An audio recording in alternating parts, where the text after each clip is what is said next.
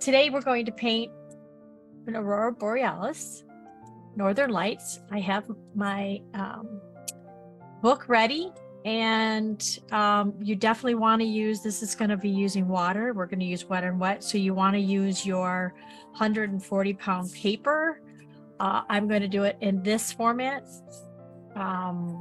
vertical. And I have a couple samples to show you. Laura and I did this, gosh, before COVID we were talking. So it's been a while, but I think this is a fun one to do. I'm going to show you a couple pictures on the side so that you can have something to look at. The fun part is this really lends itself well to wet on wet painting. So we are looking at the blues and the greens. This particular picture has a name on it, so if you used this one, you would like to give credit to that photographer. I pulled out this one because we are going to do a borealis and we're going to do a tree kind of background. So I want you to see how the tree, the shape and the outside, look at the contour of the tree. And some more, that's the same one, and a little bit of color here. Look at the trees, how there's still color behind the trees, and the purple and the brush of the green. And this picture here is a sample of quite a few pictures. Just enjoy this one. I really liked because I think we're going to do this one with the bottom trees on the bottom. They kind of angle, so they used a wide angle lens. I am challenging those of you from Michigan and those who go up to the UP to put a bridge in your painting. Put a bridge in your painting. You will get extra credit for that bridge. And now look how cute this is, a little engagement picture. It's a nice little couple getting engaged. And I thought this was really sweet, was the little cabin, how the lights, they have their garden lit up, but how the northern lights are above the cabin with the trees, the pointy trees. Just be creative. You can paint what you like. This tree here is going to be one of our, it's changed. This tree right here is going to be our outline for when we do the trees. But before we get started, look at the pink and the green. Think about the colors you want in your sky. I don't see it. Oh, and here's a lighthouse. I'm going to do a watercolor series lighthouse. And this one is really, we should do this one, Laura, shouldn't we, in our class? Oh, that's beautiful. Yeah, Yeah. I'm game. Yeah. So any case, I thought maybe if somebody wants to be creative and do something a little different, they can do a lighthouse in theirs. So I'm going to pull this picture up. I would like to show you some pictures that we're going to be doing as well. These are some postcards that I made in the past. You can go horizontal with your colors. You can go at a diagonal with your colors. And this is also horizontal. And then with the white, I put a little moon in there. These are just some samples. The materials you're going to want to have are your I wrote down which size brush because mine don't have sizes on them. Hello, Emily. Thank you for joining us. Nice to have you. You'll need a flat brush. You'll need a round brush 8, a round brush 6, a small brush for signing your papers, and you'll want to use the paints that you have. I will talk about, let me fix the zoom here. It's kind of blurry to me. Is it to you all? I'm going to fix the focus. I notice when I'm putting them on YouTube, they look a little blurry, and I bet it's because of my painting. Okay. Anyway, you've got your paints kind of warmed up and ready. This first one we're going to start. I'd like to do 2. If we have enough, I'm going to do a little surprise. I'm going to over deliver and have an extra one. But with your, let me make sure I've got everything. White, bleed proof white. If you don't have that, you can use a white gel for the stars. And this is the one that we are going to paint today.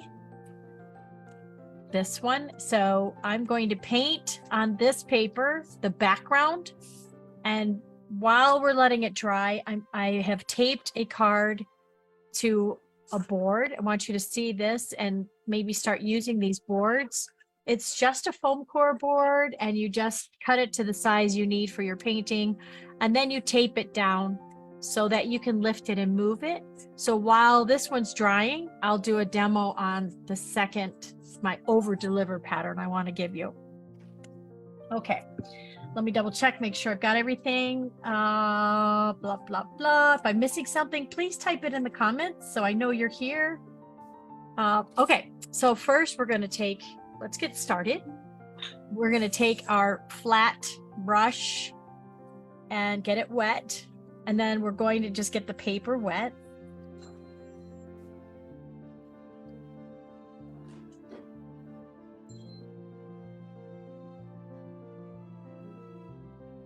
No particular rhyme or reason going up and down. This paper is nice and thick, so it's going to hold your water. It's going to absorb and soak in. And again, I'm going to wait to let it soak in a little bit so I can't take my time.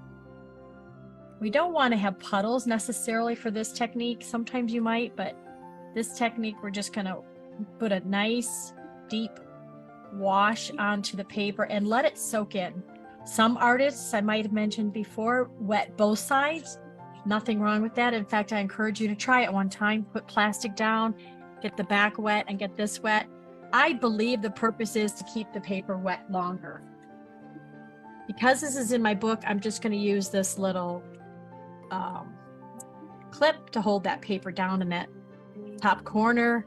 The colors we're going to want to do while this is getting soaking in are yellow, yellow green, emerald, turquoise, and a Payne's gray. I like the Payne's gray that has a blue to it, blue tinge to it, but you can use whatever Payne's gray you want. If you want to add blue into your gray, that would be a good idea.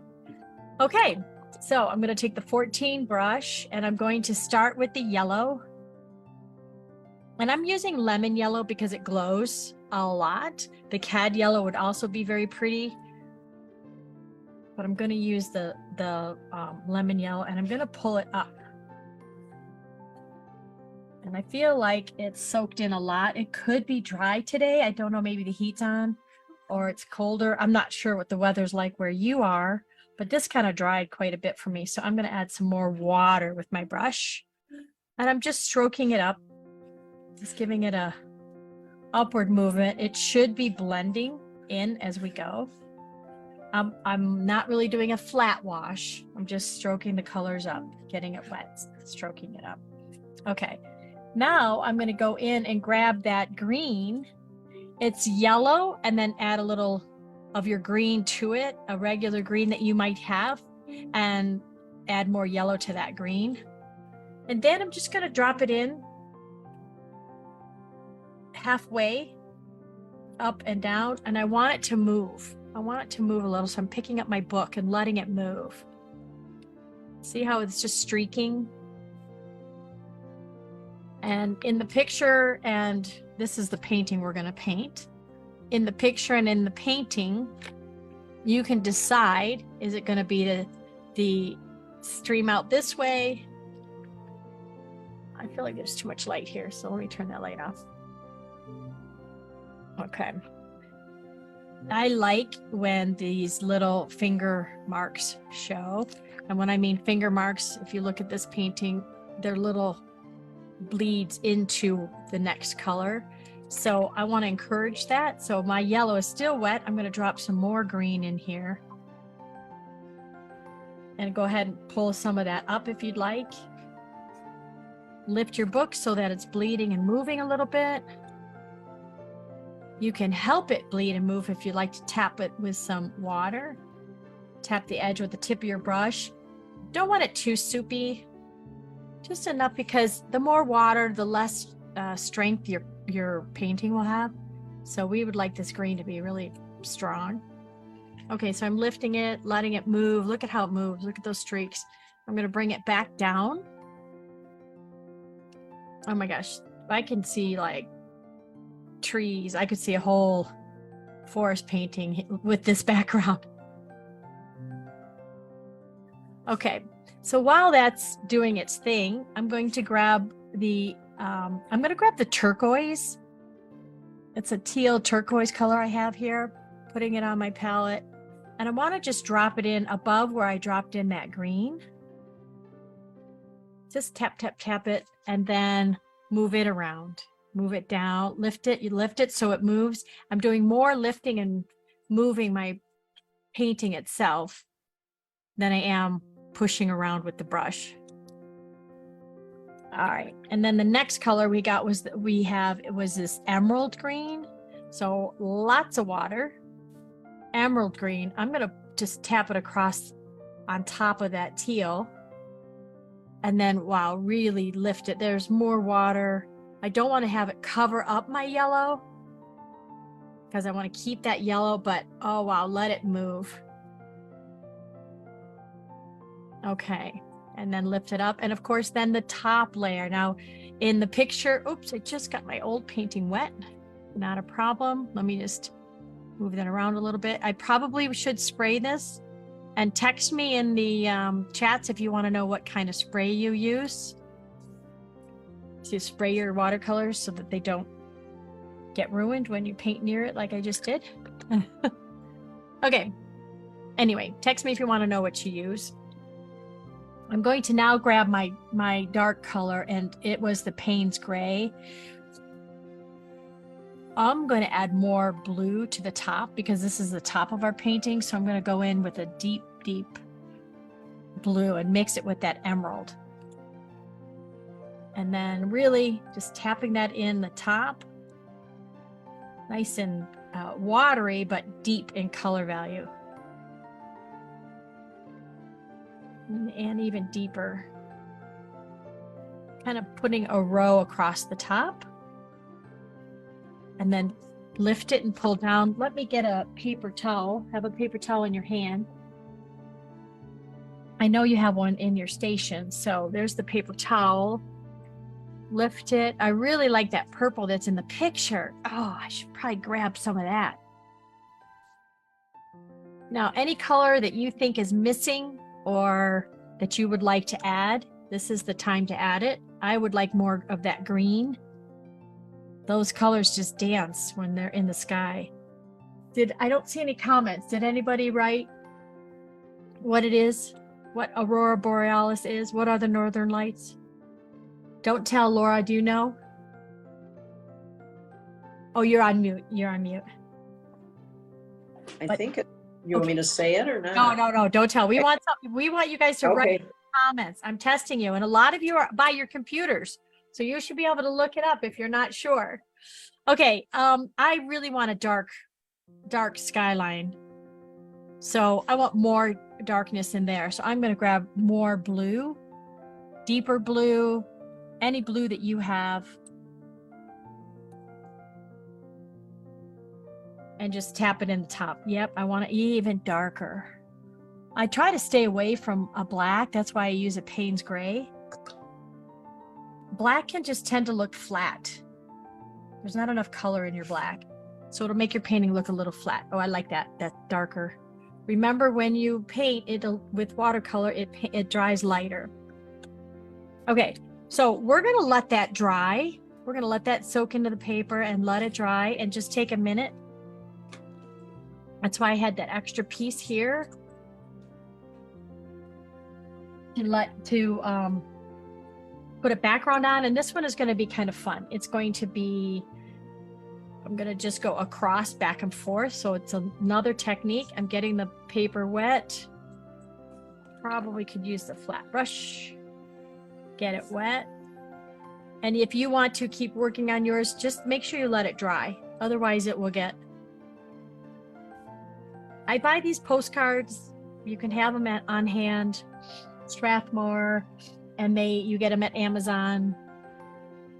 Order them today. They'll be at your house in 2 weeks, or in 2 days. Okay, grab red first. We're going to grab a red and just stripe it across the bottom. See how it's sitting, and there's a lot of wetness on my paper. I'm just going back and forth. Strong color. I want it to be strong.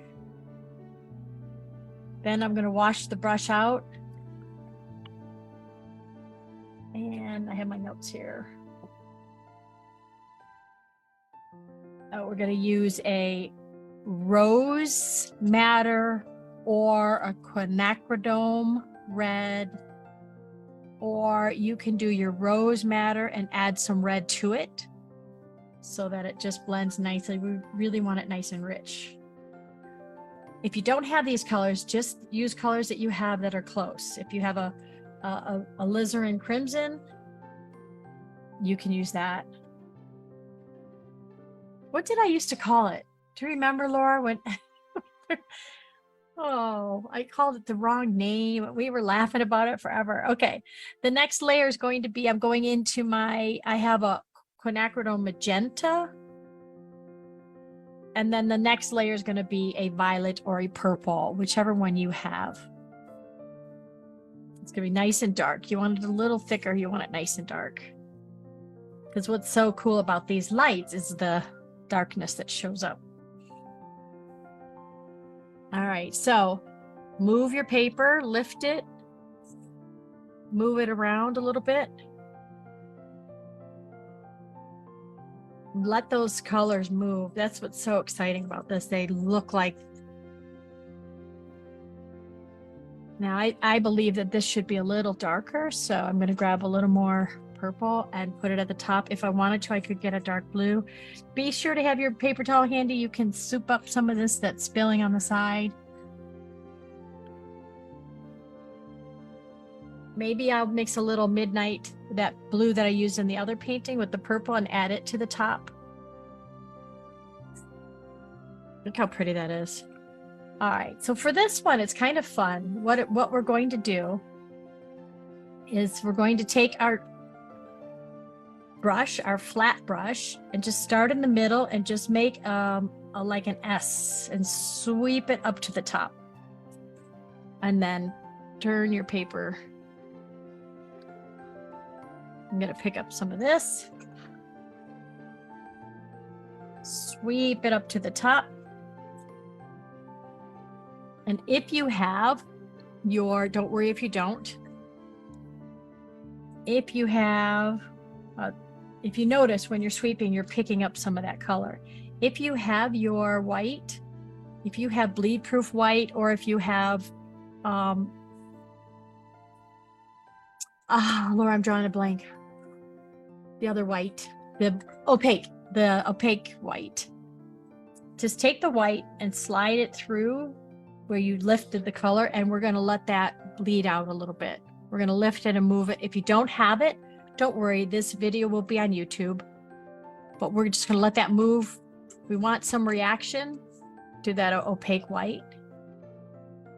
And I'm going to let this sit here for a minute, taking my flat brush, and I'm just going to help scoop out some of that white, just a little bit, to give it some movement there.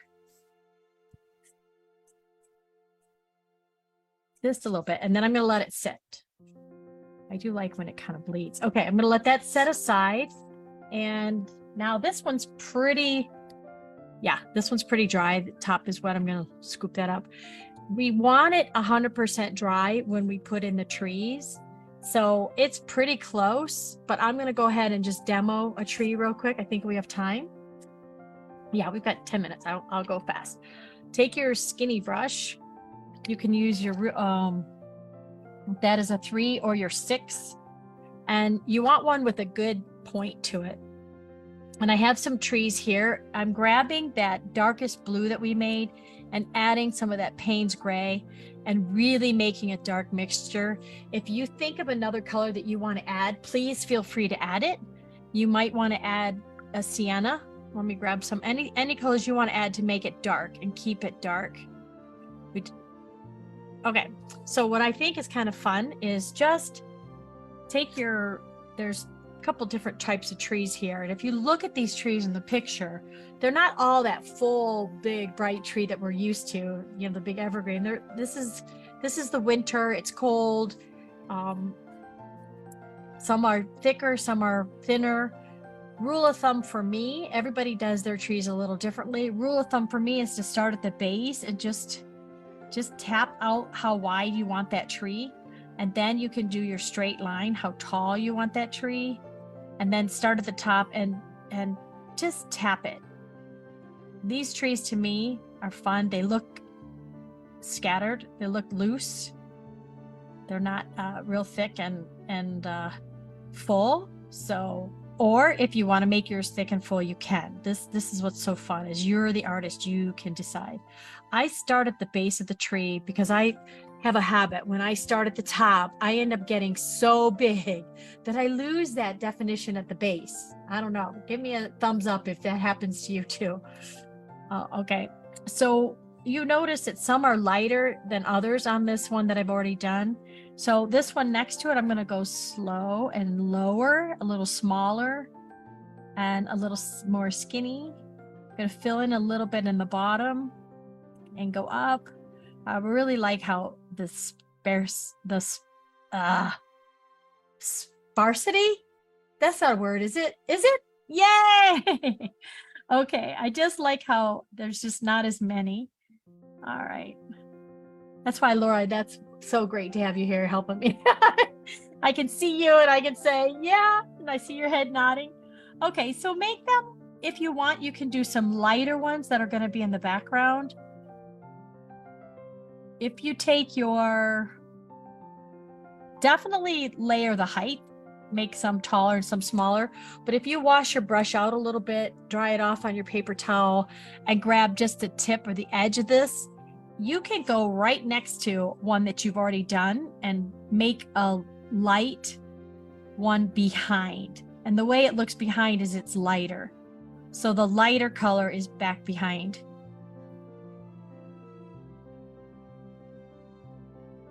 You can play with that. That's how we're going to do our trees. All right, so this one's dry. It's a little damp, but you really want it 100% dry. If I were doing this for a commission, I would definitely let it dry 100%. You can do a sparse tree line like we just did, or you can do a double colored tree line like this one, or you can do a mountain range like this one. What I encourage you to try is have the color from behind, the yellow, show up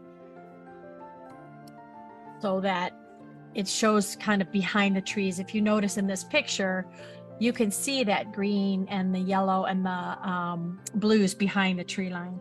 Mine is really, I did not paint it all the way to the bottom, so I'm going to go ahead and just fill this in and then put the trees on the mountain.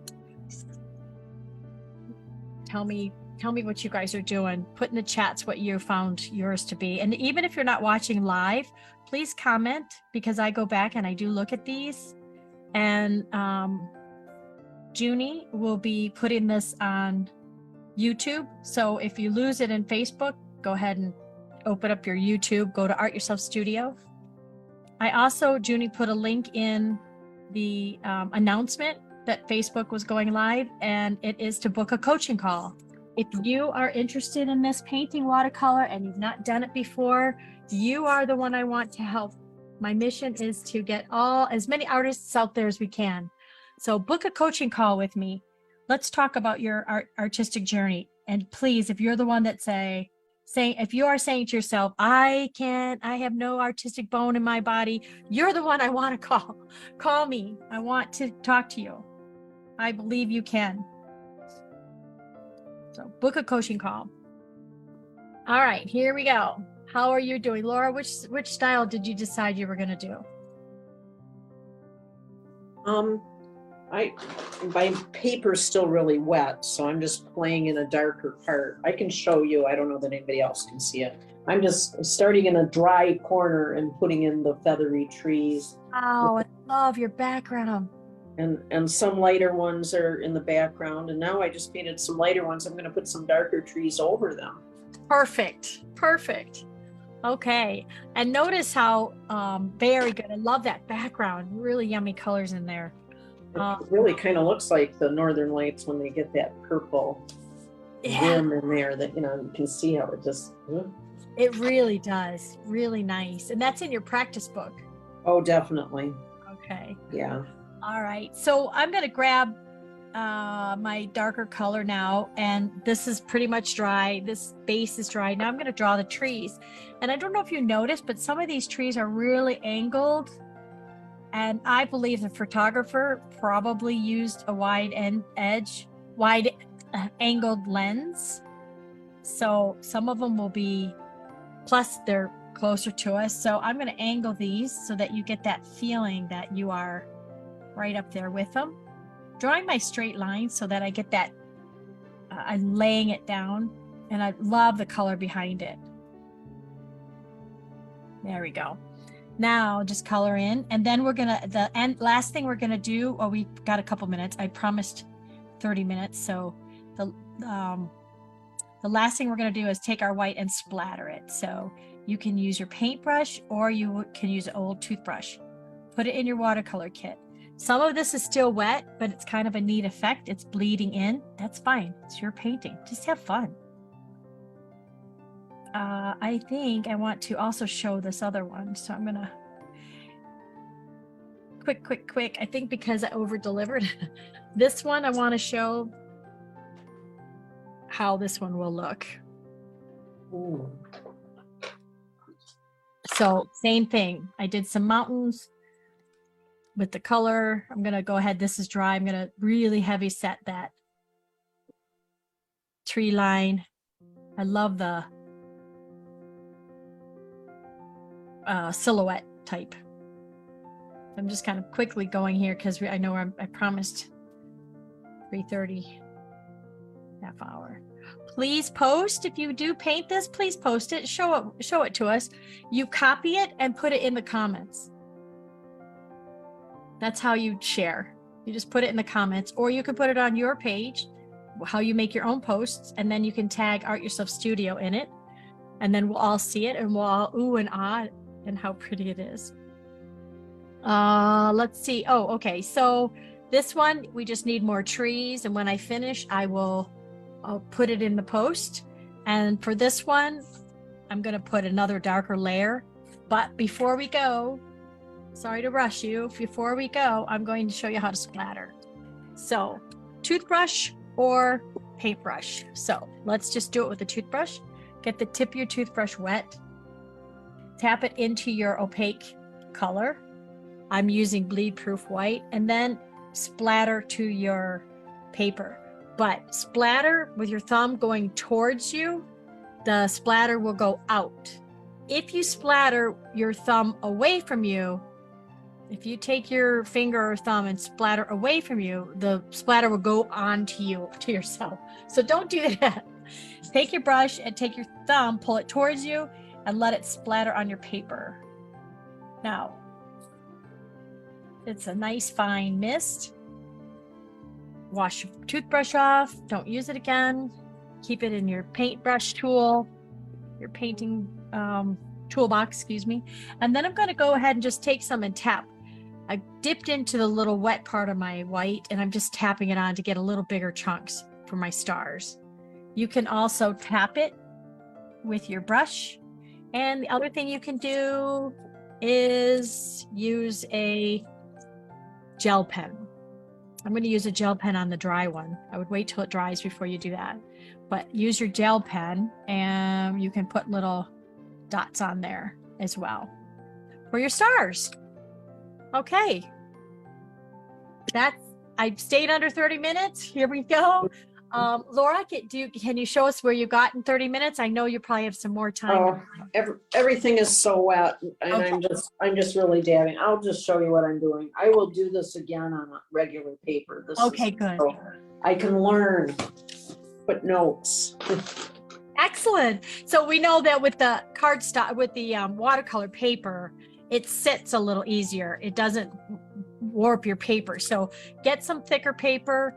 Do it on that. Do it like 4 or 5 times. If you want to buy these postcards, they're already ready to mail.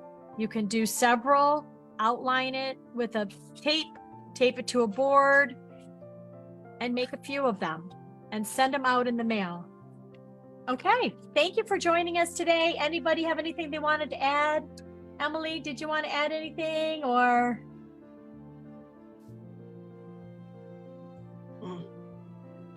Yeah, but mine are like 2 different directions, so it's weird, and they're not complete yet. That's okay. That's Oh, pretty. Oh, I love it. and then this one, I just started it, and I'm dragging things around in it. Oh, so you're playing. Yeah. Oh, it's wonderful. Really like the textures, and I like that purple. Oh, that's what you suggested, so that's what I put in. Okay, I would like Great teacher. Oh, well, thank you. Thank you for being here today, ladies. And we'll see you next Tuesday. Sounds good. Thanks, Jenny. Thank you. Bye-bye.